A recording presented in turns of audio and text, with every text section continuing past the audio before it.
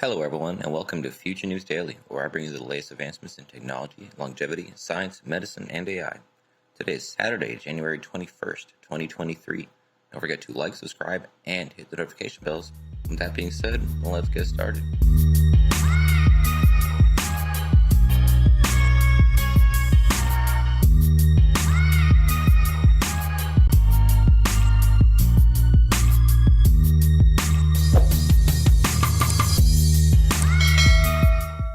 So first up today, this one kind of surprised me. AI passes U.S. medical licensing exam. Two papers show that large language models, including chatgpt, can pass the USMLE, U.S. medical licensing exam. The papers highlighted different approaches to using large language models to take the USMLE, which is comprised of three exams: Step 1, Step 2, CK, and Step 3. ChatGPT is an AI search tool that mimics long-form writing based on prompts from human users. It was developed by OpenAI and became popular after several social media posts showed potential uses for the tool in clinical practice, often with mixed results. The first paper, published on medRxiv in December, investigated ChatGPT's performance on the USMLE without any special training or reinforcement prior to the exams. According to Victor Seng, MD of Ansible Health in Mountain View, California, and his colleagues, the results showed, quote, new and surprising evidence that this AI tool was up to the challenge. Seng and team noted that ChatGPT was able to perform at over 50% accuracy across all the exams and even achieved 60% in most of their analyses. While the USMLE passing threshold does vary between years, the authors said that passing is approximately 60% most years. Quote, ChatGPT performed at or near the passing threshold for all three exams without any specialized training or reinforcement, noting that the tool was able to demonstrate a high level of concordance and insight in its explanations. These results suggest that large language models may have the potential to assist with medical education and potentially clinical decision-making. The second paper, published on airXIV, also in December, evaluated the performance of another large language model called FLAN-PALM. I don't know how that's supposed to be pronounced, but this is the other AI that took the USMLE. The key difference between the two models was that this model was heavily modified to prepare for the exams, using a collection of medical question answering databases called the Multimed QA, explained Vivek Natarajan, an AI researcher, and colleagues. So this one was basically able to study for it, and the first one was not. FLAN-PALM achieved 67.6% accuracy in answering the USMLE questions, which was about 70 percentage points higher than the previous best performance conducted using PubMed GPT. Natarajan and team concluded that large language models, quote, present a significant opportunity to rethink the development of medical AI and make it easier, safer, and more equitable to use. ChatGPT, along with other AI programs, have been showing up as the subject and sometimes as the co-author of new research papers focused on testing the technology's usefulness in medicine. Of course, healthcare professionals have also expressed concerns over these developments, especially when ChatGPT is being listed as an author on research papers. A recent article from Nature highlighted the uneasiness from would-be colleagues and co-authors of the emerging technology. One objection to the use of AI programs in research was based on whether they can be truly capable of making meaningful scholarly contributions to a paper, while another objection emphasized that AI tools can't consent to be a co-author in the first place. The editor of one of the papers that listed ChatGPT as an author said it was an error that would be corrected, according to the Nature article. Still, researchers have published several papers now touting these AI programs as useful tools in medical education, research, and even clinical decision-making. Natarajan and colleagues concluded in their paper that large language models could become a beneficial tool in medicine, but their first hope was that their findings would spark further conversations and collaborations between patients, consumers, AI researchers, clinicians, social scientists, ethicists, policymakers, and other interested people in order to responsibly translate these early research findings to improve healthcare.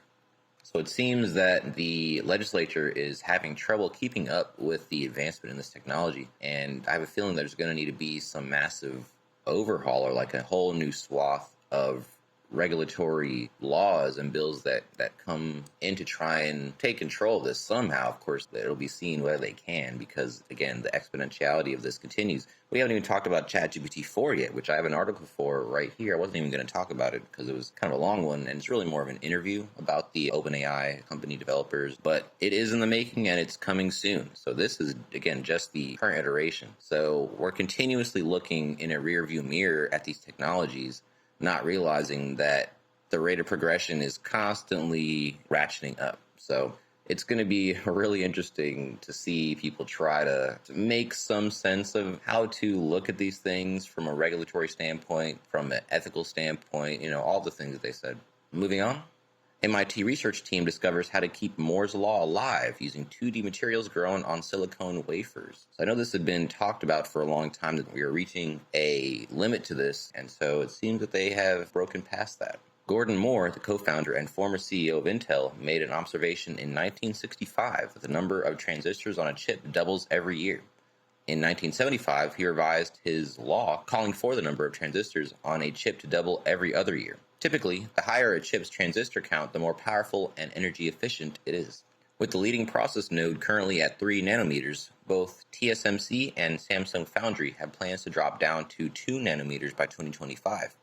Samsung has said that its roadmap includes a 1.4 nanometer node in 2027, but eventually silicon loses its electrical characteristics at a certain size, and Moore's Law could be repealed. Of course, we know it isn't a real law, but it's been operating very effectively and reliably for decades now. One possible way to keep Moore's Law alive has been floated by a team of researchers at MIT.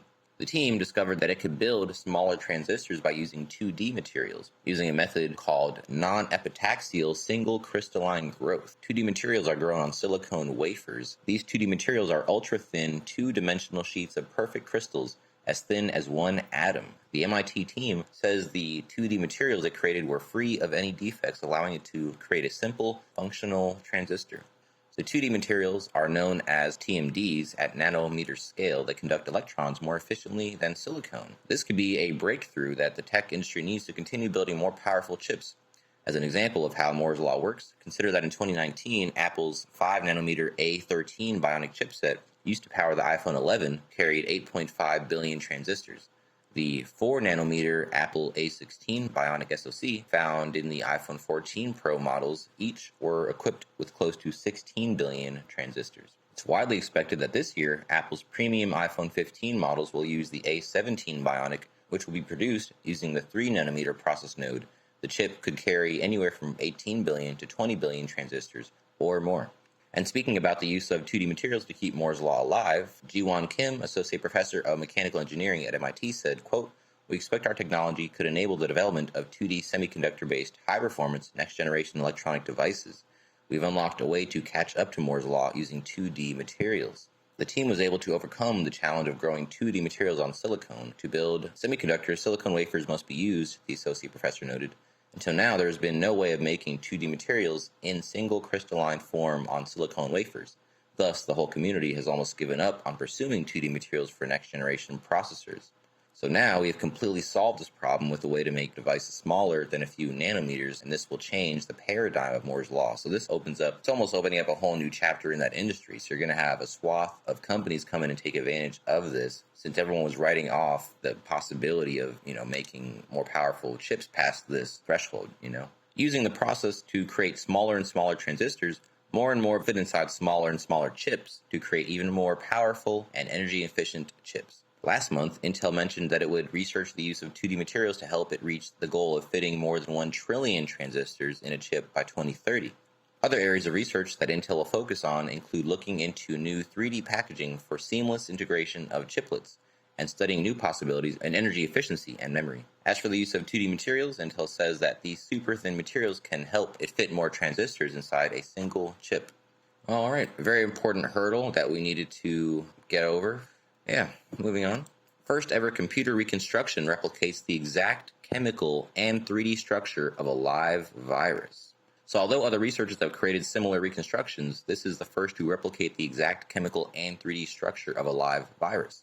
The breakthrough could lead the way to research into an alternative to antibiotics, reducing the threat of antibacterial resistance. so potentially opening up a whole new way to fight against these diseases. The research was conducted using existing data of virus structures, measuring via cryo-electron microscopy and computational modeling, which took almost 3 years despite using supercomputers in the UK and Japan. The breakthrough will open the way for biologists to investigate biological processes which can't currently be fully examined because the genome is missing in the virus model. This includes finding out how a bacteriophage, which is a type of virus that infects bacteria, kills a specific disease-causing bacterium. At the moment, it is not known how this happens, but this new method of creating more accurate models will open up further research into using bacteriophage to kill specific life-threatening bacteria. This could lead to more targeted treatment of illness which are currently treated by antibiotics, and therefore help to tackle the increasing threat to humans of antibiotic resistance. The team's approach to the modeling has many other potential applications. One of these is creating a computational reconstruction to assist cryo-electron microscopy, which is a technique used to examine life forms cooled to an extreme temperature. I have a quote here. Up until now, no one else has been able to build a native genome model of an entire virus at such a detailed atomistic level. The ability to study the genome with the virus more clearly is incredibly important. Without the genome, it has been impossible to know exactly how a bacteriophage infects a bacterium. This development will now help virologists answer questions which previously they could not answer.